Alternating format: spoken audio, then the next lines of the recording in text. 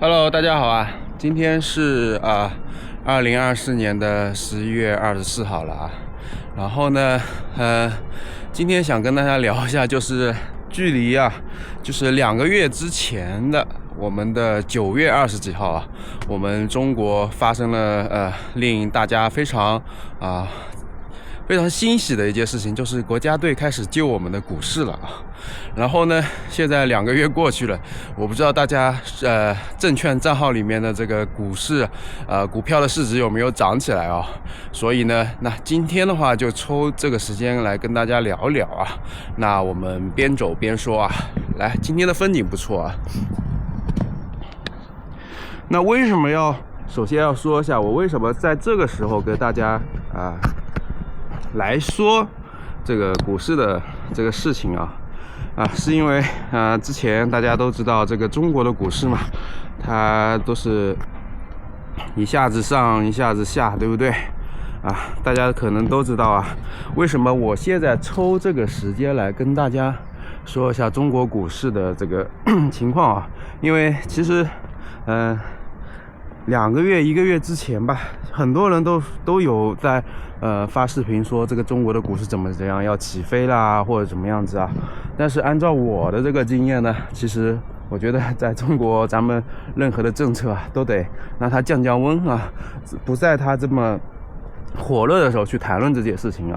降温，适当的往后拉一拉时间，那么等这个温度降下来了之后呢，我们再去谈论这个时间，能把整个事情看得更加的清楚那么2个月过后，我先说说我个人的一个情况之前呢，其实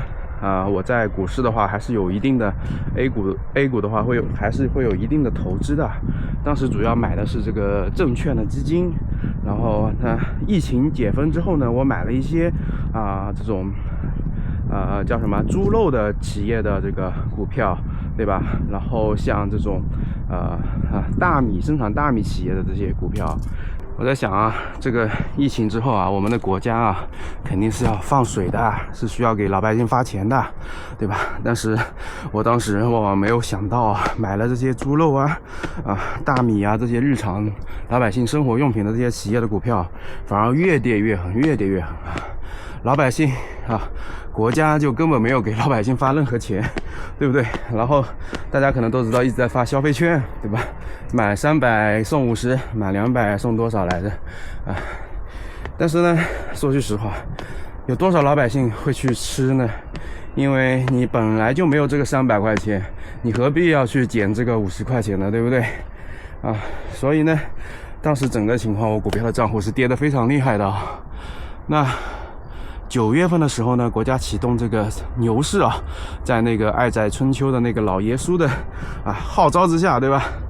？9月冲多少点，对吧？11月冲4000点，对不对？那现在11月都快结束了，那肯定是冲不了4000点了，对不对？然后在我发视频的昨天，那个股票居然大跌了3点多个点非常的令人唏嘘那对于我来说呢，其实我也在慢慢的观察就是我这个股票所以我在11月中旬的时候，我就把我的这个券商的股票给卖掉了当时跌下去的话，差不多跌了20-30%呢现在的话，经过这一轮股市的话，反而让我挣了个10%，那我赶紧把它卖掉算了当然之前那些什么像温氏股份呀像那种牧原股份这种做这种农产品生产的这些企业的股票，我是跌得非常惨的，我在很早之前就割肉了，所以总的来说呢，其实还是没有赚的还是亏的。幸好的话，我是在定投了一些纳斯达克和美国的这个标普指数这2个确实帮我赚了不少钱我是去年12月份开始投的，然后到今天的话，我看了一下，已经盈利30%多了所以我对这个 A 股的信心从此基本上就没有了然后呢，再来说一说这个我们的这个救市的这个政策之前大家都觉得国家队要放大招了，对不对？我们的国家的政策要放大招了，要救大家于水火之中了结果呢，你2个月去看了一下，无论他投了5万亿、6万亿、10万亿这个数字随便他在喊，对不对？那个我看那个新闻发布会财政部啊、央行呀，什么各个部委的单位啊，都是你推我，我推你，对不对？哎呀，这个事情要不要公布呀？那个财政部长说，这个量会非常大，我们还是晚一点再公布吧。然后那个其他的这个，特别是像发改委那个特别搞笑啊，说这个问题，我们的这个主任已经说了。对吧？下面的记者提问，然后那个主任让那个副主任去回答记者的提问嘛，然后这个副主任也是非常圆滑，一看就是官场当中的老手了啊，各种推诿啊，说这个问题你主任已经说了，那个问题主任也已经说了，说来说去其实不知道说了个屁事，对吧？记者的问题一个没回答。这个就是我们中国的现象嘛，对吧？然后呢，这不免让我联想起我们国家对这种非洲兄弟的援助啊，那是相当的大手笔的，都是援助啊，几百亿、几千亿的贷款啊，说动不动就给人家给免息了，对不对？人家还不了就免息了。然后呢，动不动就是各个非洲国家领导人的这个来北京这个来访问。那么来访问呢新闻联播上是看着很热闹呀，全球各地的对吧都过来了，但是人家访问来了，真正的目的是什么呀？是来借钱的呀，对不对？那你借了钱，人家还得起吗？大家看一下南美的经济、非洲的经济，对不对？跟他们这种比中国差多了，说句实话，他们借的钱能还起来吗？货币各种贬值，对不对？怎么能还得起人民币呢？所以我们这钱都是大傻币一样的把它撒出去相当于送给别人了，对不对？这个就像他们送出去了之后，花完了他们又会过来借，对不对？又说一堆我们老板们老大们喜欢听的这些话，对不对？中国怎么伟大，对不对？共产党怎么伟大，对不对？说了一些好话，我发现他们这些老外还蛮懂中国的嘛，对不对？说了几句好话就能借几百亿的美元的钱过来，对不对？哇，这个真的是语言的魅力发挥到淋漓尽致了，对不对？但是我们要想就像一个乞丐一样，他可能刚开始没钱的时候，你给他施舍一碗粥，对吧？他会感激涕零但他再过来又要粥的时候呢，你这个时候就不能给他粥了，你可能在粥里面要放块面包了，然后他会觉得你不错，对不对？下一次他再来的时候，你不给他面包了，你就还是给他一碗粥，那他会痛恨你的他心里面肯定会在骂你，对不对？之前都给了那么多，现在怎么就给不了我这个东西呢，对不对？所以我们这种援助其实没有止境的，你只能往多了给，你往少了给不了这些的你一旦往少了给，人家就在背后就骂你了，对不对？虽然我们给钱是因为能够征得他们这些亚非拉兄弟们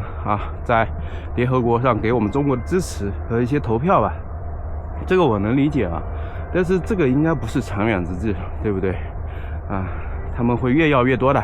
那你给得起吗？我想现在中国经济可能大家都知道都在下降，对不对？各行各业都在凋零，我们怎么去支撑我们怎么去支撑那么多贷款呢？而且这些贷款都还不回来的虽然我们的外贸盈余这2年还不错，对不对？但是大家要知道特朗普马上就要上去了，那这些钱我们还能赚得回来吗？我们通过贬值我们的人民币去卖这个货给这些欧洲的金主、美国的金主，对不对？来赚美元，来赚欧元。但是人家一旦加关税了之后，我们这个货还能卖得出去还是卖不出去呢？我们都说做生意的时候要跟有钱人去做生意因为我们不担心他赖账对不对？他里面有钱那我们现在做生意反而有些时候恰恰相反跟美国人不做了。我看那个最近的一些进出口的贸易额，对不对？美国下降的非常厉害嘛，对不对？然后呢，跟那些发展中国家或者一些非常贫穷的国家在做生意那这个时候我们就得想一想，我们的钱能不能收回来了的问题所以今天的话我再总结一下这个视频，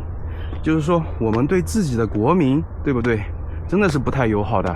说的之前各种政策说要发2胎补贴什么东西的对不对？什么800块钱1个月你看现在政策下来了之后，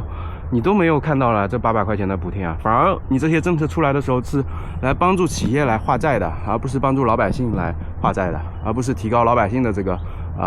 消费能力的，对不对？所以我们总结起来就是说，我们对外傻逼大傻逼，对不对？对老百姓只是放屁啊，这个政策就是这样子啊。所以呢，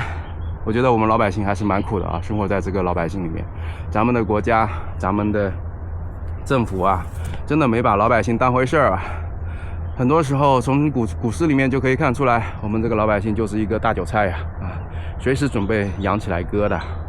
但是呢，好在我们现在很多老百姓也已经觉醒了，这个是非常庆幸的一件事情啊。所以呢，今天的话发这个视频也想吐槽啊，发牢骚啊，希望我们的国家能够为我们老百姓着想吧，而不是天天停留在这些口号上，为人民服务，为人民服务啊。往往有的时候喊得越欢乐啊，实际上是做的越做不到啊。